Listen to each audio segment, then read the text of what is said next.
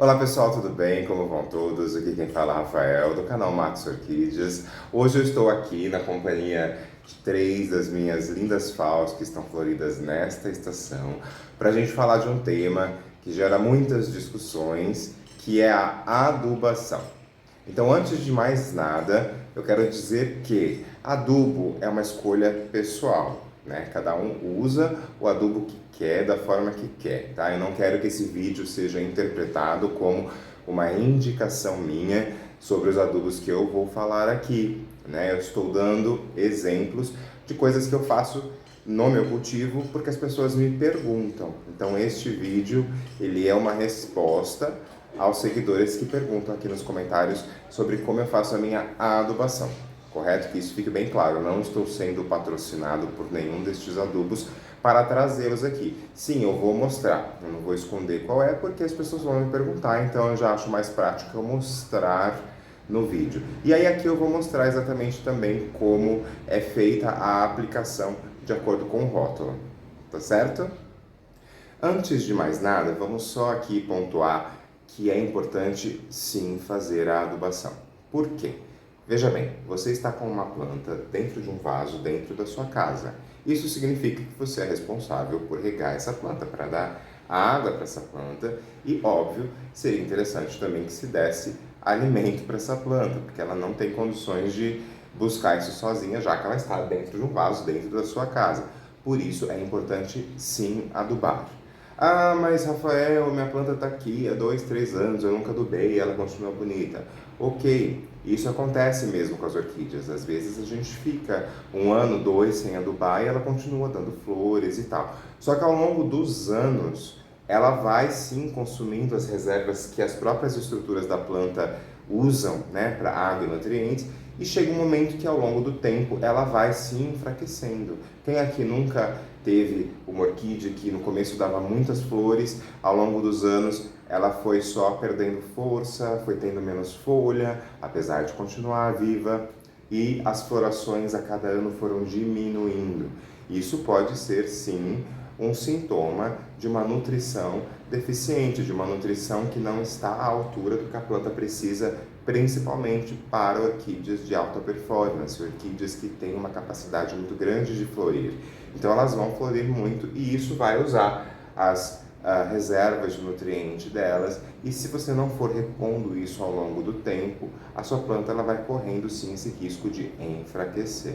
Então, gente, sem mais delongas, vamos lá para que eu possa mostrar para vocês os 2 adubos que eu disse que traria nesse vídeo. São 2 adubos que eu venho utilizando aqui, vou explicar como e vou iniciar então com este aqui, que é o adubo Himitsu, que é muito utilizado por muitos orquidófilos por boas razões, tá? Então esse aqui ele é um adubo organo-mineral.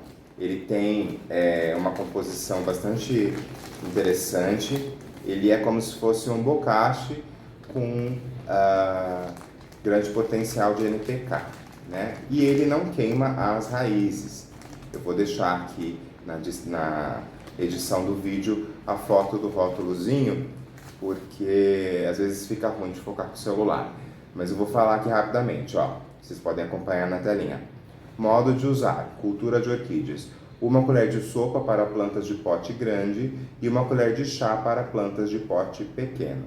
Colocar sobre o substrato molhado a cada 3 meses. Então, a gente vê aqui que esses vasos são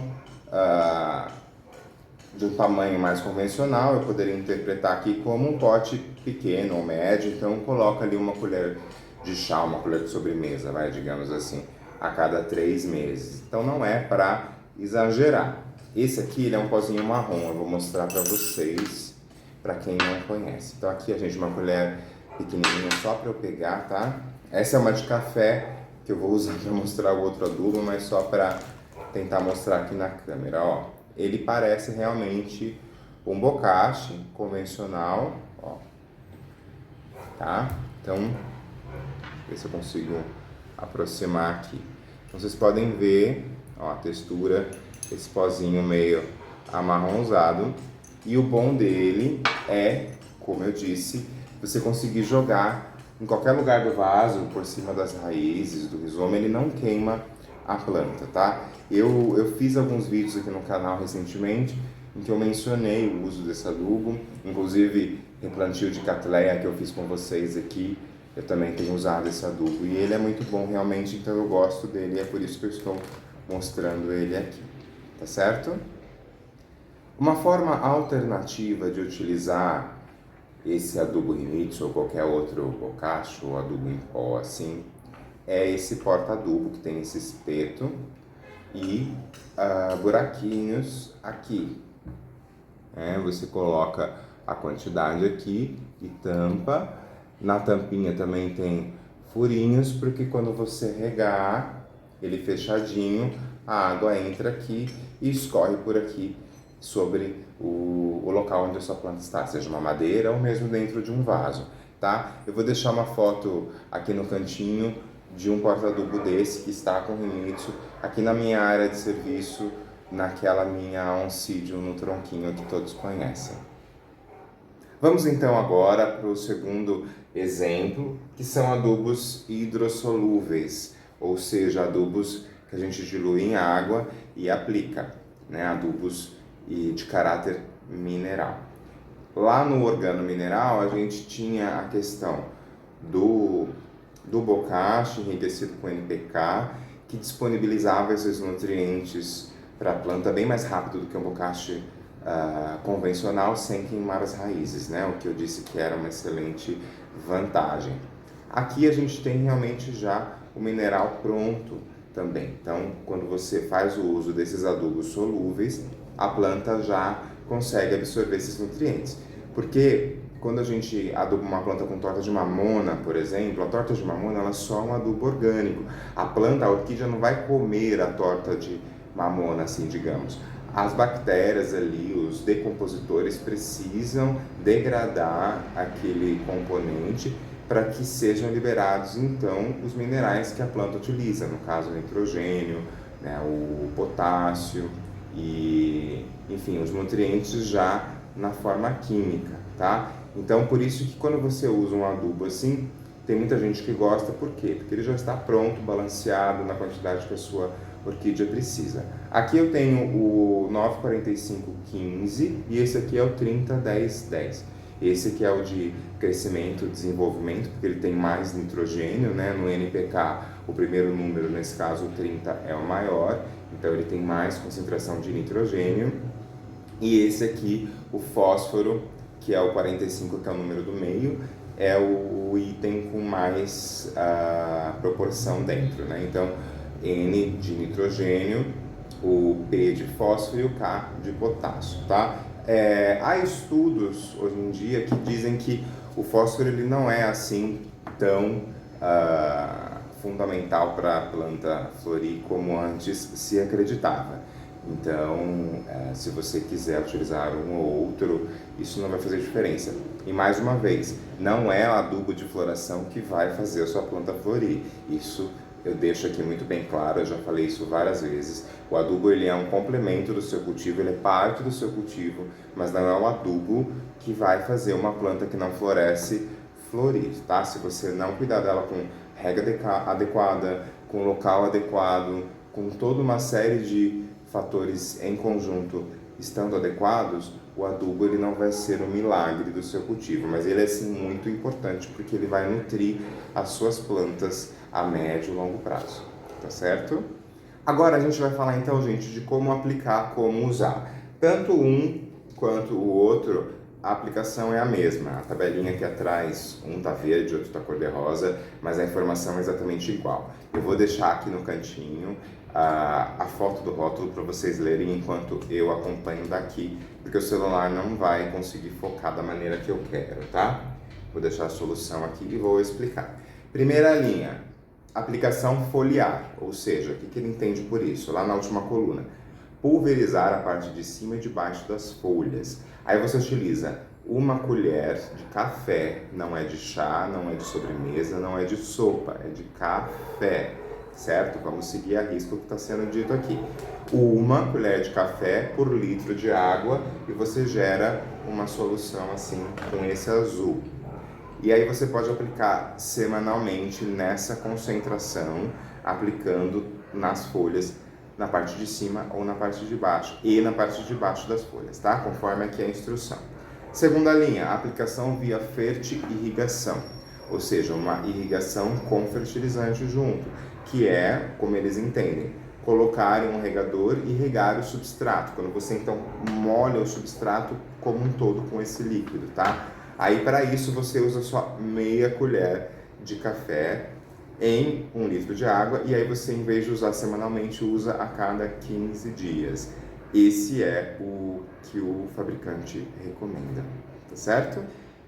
Para a gente finalizar o vídeo, vamos então comentar ou responder a possível questionamento de: qual dos dois é melhor? Ou que tipo de adubo você prefere? Como eu falei lá no começo, a adubação é pessoal, você usa na sua casa o que você quiser. Aqui são esses exemplos do que eu venho fazendo aqui no meu cultivo. E em relação à eficiência, todos são eficientes, tá? É uma questão de praticidade. Como vocês viram, esses adubos aqui, eles têm uma frequência para colocar. Eu admito que eu não consigo seguir semanalmente, por exemplo, quando eu tenho que aplicar. Por quê? Minha rotina é uma bagunça, às vezes eu não tenho como fazer naquele dia exato que está dando uma semana. Então, eu uso isso daqui, mas eu tenho certas falhas. Por isso que tá lá o Himitsu, porque toda vez que molha o substrato, se ele tá ali colocado no vaso, ele vai agir. Então se eu tenho um furo com uma adubação dessa, esse aqui cobre para mim, então tá tudo certo. Mas a gente tem alguns casos, por exemplo, como essa planta aqui.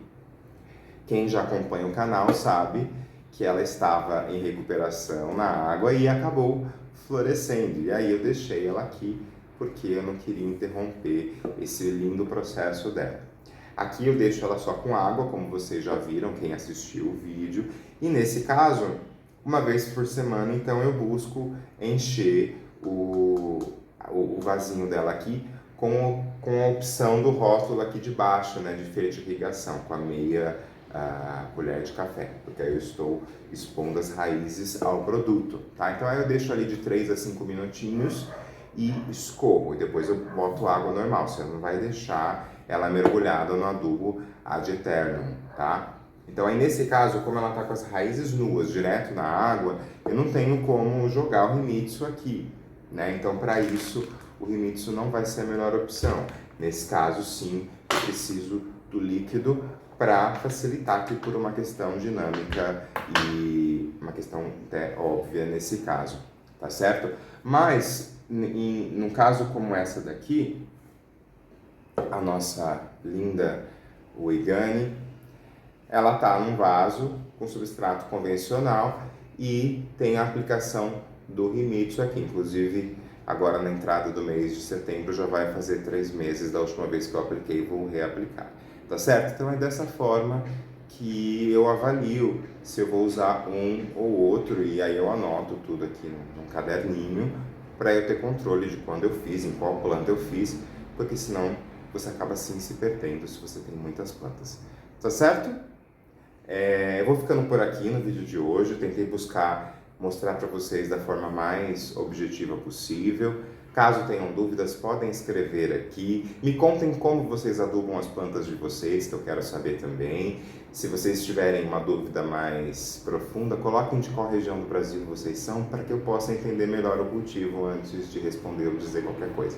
Tá certo? Se gostaram do vídeo, por favor, divulguem o vídeo, deixem um like para o YouTube entender que o nosso canal aqui está presente. E a gente vai se vendo e se falando nos próximos vídeos. Deixo um grande abraço, meu desejo de boa sorte nos cultivos de vocês e até a próxima!